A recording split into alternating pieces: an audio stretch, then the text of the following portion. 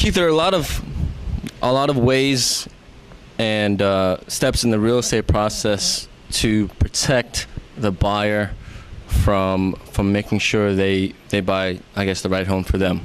Okay, can you quickly go over those and just kind of explain how a buyer just gets the real scoop, quote unquote scoop, about a property?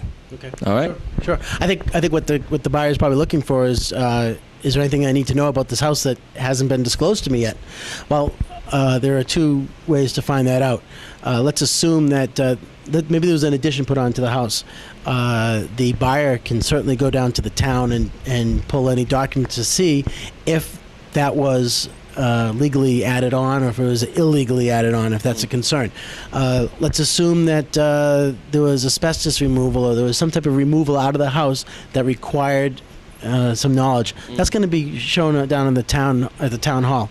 In addition to that, what I would recommend, what we do with all our sellers, is we have them fill out what's called a seller's disclosure statement, and it's about a 3-page document that discloses everything, whether there's water in the basement, if they had to do any maintenance, if they told the town about the maintenance that they had to tell about, whether there was a deck or whatever it was.